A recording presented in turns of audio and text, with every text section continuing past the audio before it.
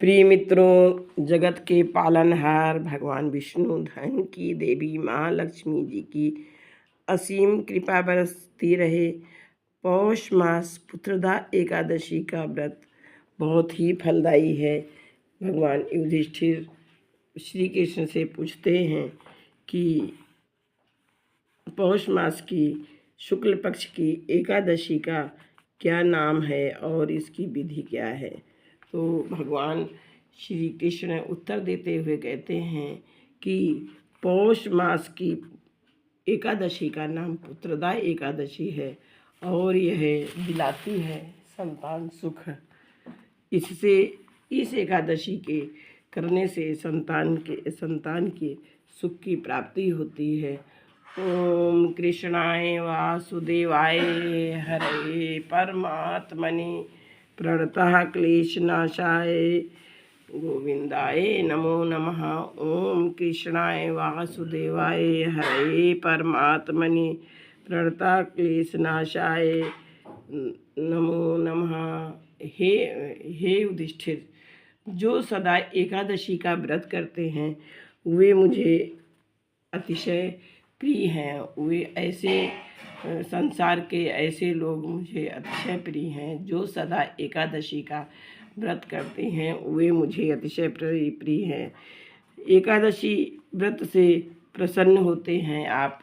हे युधिष्ठिर, युधिष्ठिर कहते हैं कि आप किस व्रत से प्रसन्न होते हैं। तो श्री कृष्ण कहते हैं, हे युधिष्ठिर, नागों में जैसे शेष, पक्षियों में जैसे गरुड़, यज्ञों में जैसे अश्वमेध, नदियों में जैसे गंगा श्रेष्ठ है, उसी प्रकार व्रतों में एकादशी व्रत श्रेष्ठ है।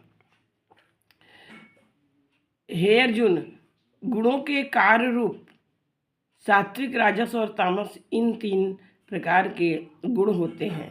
पंचांग के अनुसार 9 जनवरी 2025 को दोपहर 12:22 पर एकादशी तिथि की प्रारंभ हुई और पौष मास के शुक्ल पक्ष की एकादशी तिथि का समापन हो रहा है 10 जनवरी को।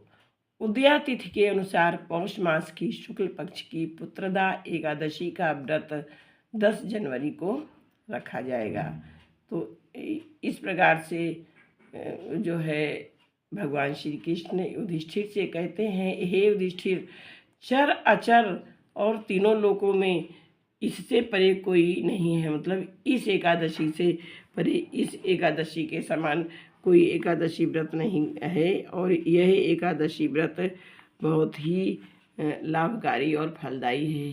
हे युधिष्ठिर, कामनाओं और सिद्धि को देने वाले नारायण इसके देवता हैं।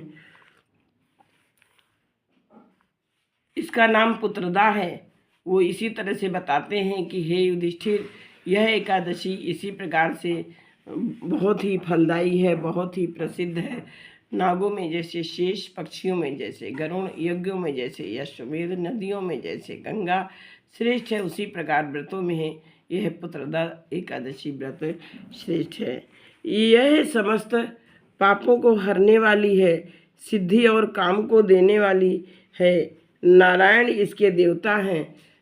हे युधिष्ठिर, जो सदा एकादशी का व्रत करते हैं वे मुझे अतिशय प्रिय हैं। चर अचर और तीनों लोकों में इससे परे कोई नहीं है। हे राजन, पापों को हरण करने वाली इस कथा के सुनने और करने से हरि भगवान मनुष्य को विद्वान और यशस्वी कर देते हैं। इस प्रकार से यह व्रतों में बहुत अधिक फलदायी है। कहते हैं, भगवान श्री कृष्ण कहते हैं, हे युधिष्ठिर सुनो, भद्रावती नाम की एक पुरी है, वहाँ सुकेतु नामक राजा राज्य करता था और उसकी रानी का नाम शैव्या था। पुत्रहीन उस राजा ने संतान के लिए बड़े बड़े मनोरथ से समय बिताया, परंतु संतान नहीं हुए। इस कारण राजा बहुत काल पर्यंत धर्म की चिंता करता रहा, अर्थात धर्म को करता हुआ विचरता रहा कि किस भांति संतति पैदा करूं, क्या करूं और कहाँ जाऊं। उसे राष्ट्र और पुर में कहीं भी सुख नहीं दिखाई दिया। इसी से अपनी पत्नी शव्या सहित प्रतिदिन दुखी रहता था।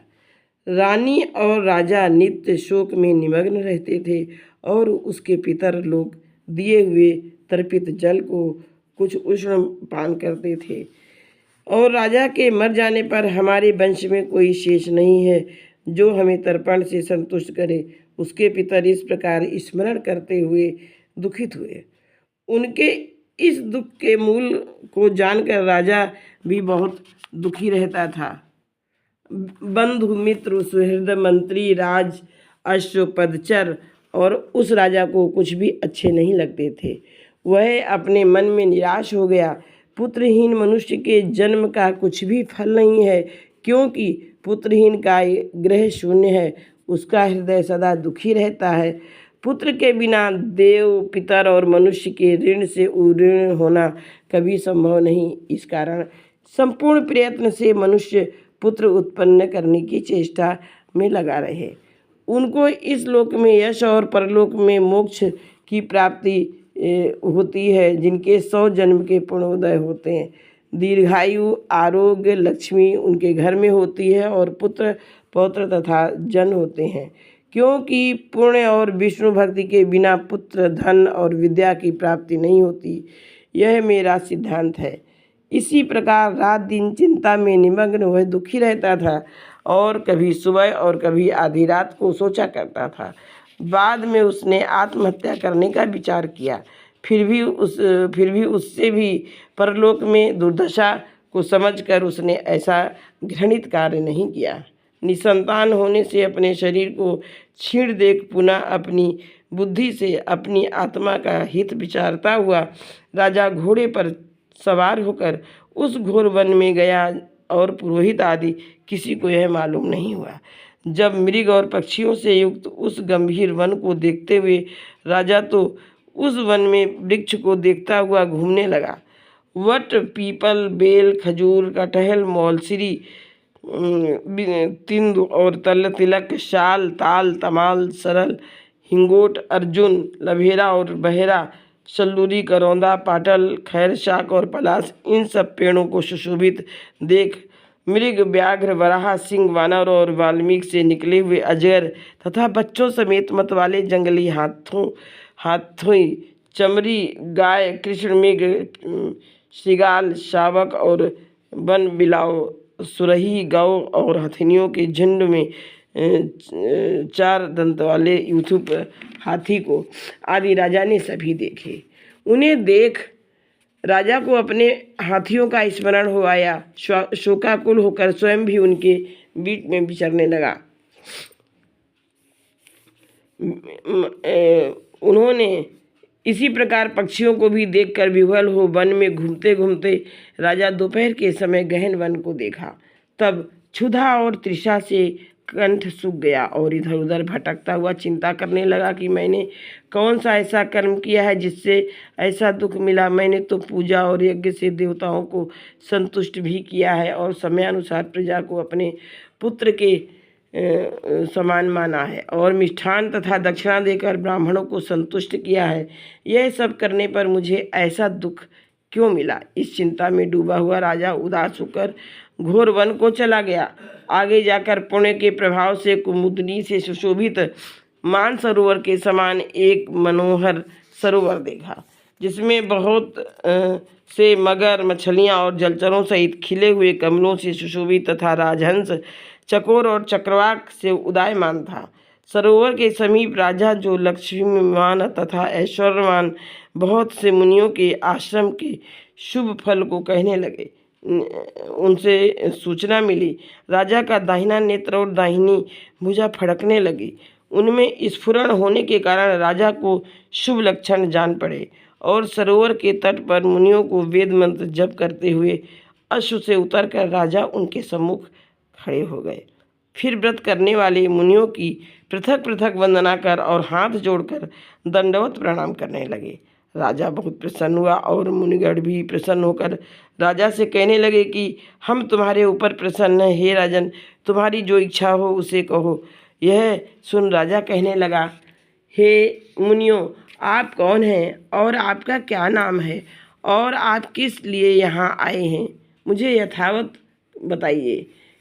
मुनि बोले, हे राजन, हम विश्व देव हैं, स्नान करते हैं। आज से 5वें दिन माघ लग जाएगा। आज पुत्रदा नाम की एकादशी है। यह शुक्ल पक्ष की पुत्रदा एकादशी पुत्र की इच्छा रखने वाले मनुष्य को पुत्र देती है। राजा बोले, पुत्र के उत्पन्न होने में मुझको बड़ा संदेह है। जो आप लोग मुझ पर प्रसन्न हो तो मुझे पुत्र दीजिए। मुनि बोले, हे राजन, आज ही के दिन पुत्रदा नाम की विख्यात एकादशी है। आज इसका व्रत करिए। हमारे आशीर्वाद से और भगवान के प्रसाद से हे राजन, तुमको अवश्य पुत्र की प्राप्ति होगी। इस प्रकार उन मुनीश्वरों के वचन से राजा ने उत्तम व्रत किया और द्वादशी के दिन राजा ने पारण करके बारंबार मुनीश्वरों को नमस्कार किया। फिर अपने घर वापस आया और रानी गर्भवती हुई और समय पर तेजस्वी तथा पूर्ण कर्म करने वाला पुत्र उत्पन्न हुआ। वह पिता को संतुष्ट कर प्रजा के पालन में तत्पर रहने लगा। हे राजन, इस कारण से पुत्रदा एकादशी का व्रत करना चाहिए। सबके हित के लिए मैं इसकी महिमा बताई है। जो मनुष्य पुत्रदा नामक यह व्रत करते हैं उन मोक्षभागी पुरुषों को अवश्य पुत्र होता है। हे राजन, इस एकादशी की व्रत कथा को पढ़ने और श्रवण करने से अश्वमेध यज्ञ का फल प्राप्त होता है। ओम कृष्णाय वासुदेवाय हरे परमात्मने प्रणतः क्लेशनाशाय गोविंदाय नमो नमः। ओम कृष्णाय वासुदेवाय हरे परमात्मने प्रणतः क्लेशनाशाय गोविंदाय नमो नमः। ओम कृष्णाय वासुदेवाय हरे परमात्मने प्रणतः क्लेशनाशाय गोविंदाय नमो नमः।